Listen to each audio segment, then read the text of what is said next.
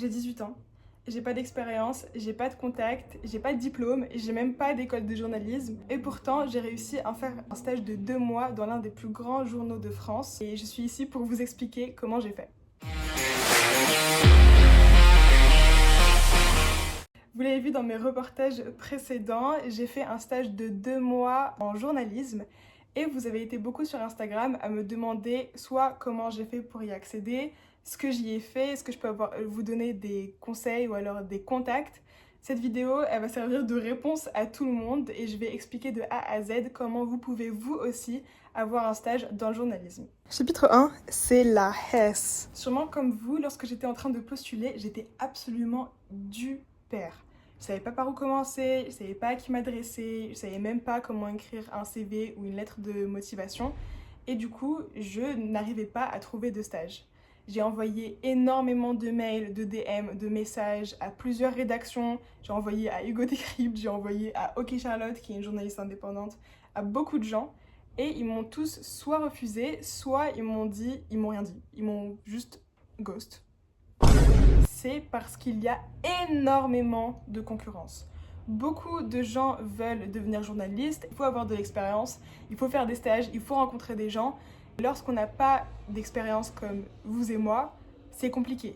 Dans cette masse de gens qui postulent, il faut savoir se démarquer. Et pour se démarquer, mon premier conseil, c'est oublier les mails. Les mails, il y a tout le monde qui les utilise, tout le monde envoie par voie numérique ses lettres de motivation, ses CV. Et il y a tellement de mails qu'au final, les rédactions oublient ou juste skippent la plupart des demandes. Ce que je peux vous conseiller, c'est d'aller voir directement les journalistes pour pouvoir montrer que vous êtes motivé déjà, et ensuite pour pouvoir marquer les esprits. Mais du coup, comment on rencontre les journalistes ? Vous allez me dire, Tassim, t'es bien mignonne, mais si je connais pas les journalistes, comment je suis censée savoir dans quels événements ils sont pour que j'aille leur parler ? Alors, il y a une façon très simple de trouver ce genre d'événement, c'est par les réseaux sociaux. Donc mon deuxième conseil, c'est manipuler votre algorithme. Pendant une semaine, posez-vous sur les réseaux sociaux, ça peut être Insta, YouTube, LinkedIn, ce que vous voulez. Likez, commentez, abonnez-vous à des vidéos qui parlent de journalisme, des vidéos qui parlent de médias, de conférences, d'événements. Et plus vous allez liker ce genre de contenu, plus vous allez les visionner, plus l'algorithme va se dire « Ok, elle veut un stage dans le journalisme » ou alors elle est journaliste, il peut même croire que vous êtes journaliste, et donc vous proposez plusieurs événements qui sont susceptibles de vous plaire. Personnellement, c'est en scrollant sur Instagram que j'ai trouvé la conférence qui plus tard m'a donné mon stage. En gros, juste je scrollais sur Instagram et j'ai trouvé une pub pour une conférence du Media Lab de Sciences Po Paris qui parlait des médias, pas de journalisme, juste des médias et des réseaux sociaux. Et je me suis dit, pourquoi pas. C'était un mercredi soir, il faisait ultra froid, j'étais fatiguée, c'était après les cours. Mais je me suis dit, c'est une bonne idée d'y aller parce que les journalistes vont peut-être être là et je pourrais leur demander si je peux faire un stage avec eux. Si en likant plusieurs contenus qui parlent de journalisme ou de médias, votre algorithme il vous donne pas assez d'événements qui sont compatibles avec vos attentes. Voici une liste d'endroits où vous pouvez aller, où je sais qu'il y aura des journalistes et où vous pouvez vous rendre pour pouvoir parler avec eux. Alors déjà, il y a l'ESJ Paris, qui est une école de journalisme, qui tous les mardis fait des rencontres entre grands noms du journalisme, entre 17h et 19h. Si vous vous abonnez au compte de Sciences Po Paris, ils proposent aussi plusieurs conférences qui tournent autour des sciences sociales, du journalisme, des médias, donc ça peut être intéressant de s'abonner à eux. Aussi, vous pouvez vous abonner à moi sur Instagram, parce que je poste aussi les événements où je vais et la plupart du temps ça a à voir avec le journalisme ou avec les médias. Personnellement, j'ai fait mon stage au Nouvel Obs et il y avait 3 événements où il y avait énormément de journalistes. Il y a Le Monde qui fait un festival littéraire qui s'appelle Mot pour Mot, où il y a tous les journalistes du groupe Le Monde. Il y a aussi Oncle Ops qui est un journaliste du Nouvel Obs qui parle de géopolitique et qui fait fréquemment des conférences dans le siège du Monde, donc vous pouvez vous y rendre. Si vous suivez le compte du Nouvel Obs, vous pouvez aussi avoir accès à ce genre d'informations. Et pour ceux qui n'habitent pas à Paris, je sais que c'est compliqué pour les gens qui n'habitent pas à Paris de trouver des événements fréquents où vous pouvez vous rendre. Il y a le Festival international du journalisme à Couture. Il y a tous les journalistes du groupe Le Monde qui y vont. Mon tuteur de stage y est allé. Vous pouvez rencontrer énormément de journalistes là-bas. Et même si vraiment, dans le pire des cas, tout le monde vous dit « non, je veux pas faire de stage avec toi », vous allez apprendre beaucoup de choses et vous allez faire des contacts. Chapitre 3, comment saisir l'opportunité. Une fois que vous êtes à ce genre d'événement, le plus compliqué, enfin pour moi, c'était vraiment d'aller parler aux gens, d'entamer la conversation et d'amener la conversation vers « Bonjour, je m'appelle Tata et je cherche un stage, est-ce que je peux le faire avec vous s'il vous plaît ?» Voilà comment ça s'est passé pour moi. Lorsque je suis arrivée à la conférence, je me suis dit « Il faut que j'écoute déjà, comme ça je peux poser des questions. » Et à la fin, quelqu'un dit « Si vous avez des questions, tenez le micro. » Et je lève la main comme ça en tremblant parce que je suis extrêmement timide. Et un journaliste dit « J'espère que ce sera une bonne question parce que ce sera la dernière. » Je me suis dit « Alors toi, je vais venir te voir directement après.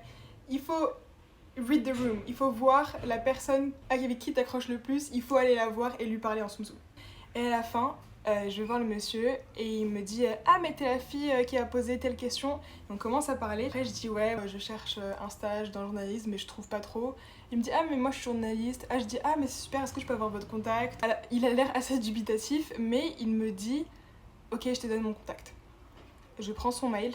Le lendemain à 7h du soir, j'étais la première réveillée dans toute la ville, ok. J'ai envoyé un mail, CV, lettre de motivation. Est-ce que vous vous souvenez de moi? J'étais nanana, je cherche un stage. Et il me dit ah mais je sais pas trop. Et j'insiste, et j'insiste, et j'insiste. Boum, il me dit oui. Et après ensuite, c'est comme ça que j'ai décroché mon stage. Donc c'est vraiment en forçant sa mère, aller voir les gens et leur faire chier. Comme ça, ils se souviennent de toi et ils se disent ok, elle avait vraiment l'air motivée. Un des bénéfices à aller voir directement les gens face à face, c'est qu'ils sont moins enclins à dire non. C'est beaucoup plus difficile. Il y a le côté émotionnel qui rentre en compte.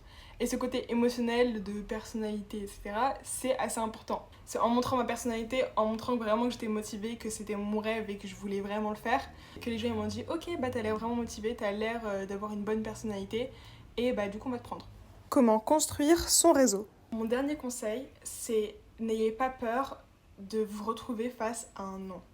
Moi, on m'a dit non pendant longtemps. Vraiment, pendant plusieurs opportunités, que ce soit pour le stage ou pour autre chose, on m'a souvent rejeté, enfin pas rejeté, on dirait une miskine qui parle, mais on m'a souvent dit non désolé, on n'est pas intéressé. Franchement, j'ai appris à ne plus avoir peur du non. Et c'est comme ça que j'ai maintenant le courage d'aller voir les gens, parce que j'ai plus peur. Ils peuvent me dire non, oui, je m'en fous. Genre, l'important c'est que je sois allée leur parler. Et dans toute cette recherche de stage, le plus important, c'est le réseautage. Je vous ai dit au début de la vidéo que j'avais pas de contact. Maintenant, j'en ai parce que j'ai parlé à autant de gens pour avoir un stage. Au final, que ce soit ma recherche de stage ou mon stage en lui-même, ils m'ont rapporté autant. J'ai gagné en expérience et je construis petit à petit ma carrière de futur journaliste.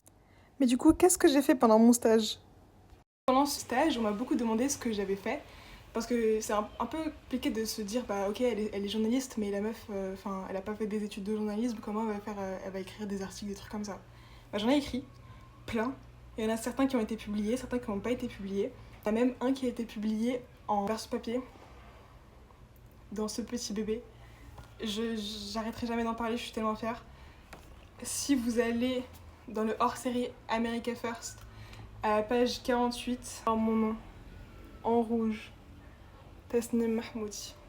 Et je me dis que c'est parce que j'ai forcé, parce que je suis allée voir les gens directement, j'ai réussi à réaliser ce rêve ouf. Enfin, depuis que je suis toute petite, je veux trop être publiée dans un journal. Aujourd'hui, je l'ai fait à même pas 18 ans. C'est trop fou. Je vous dis au revoir, à une prochaine. J'espère que tout ça vous a aidé, que ça va vous aider comme moi à réaliser vos rêves et à avoir les stages que vous voulez. Je suis toujours disponible en commentaire, vous pouvez me poser toutes les questions que vous voulez, je peux même vous donner des contacts, ne le dites pas aux autres. Tout ça, si vous voulez entamer un stage dans le journalisme, je serai toujours ravie d'aider. Et voilà, salut, bye.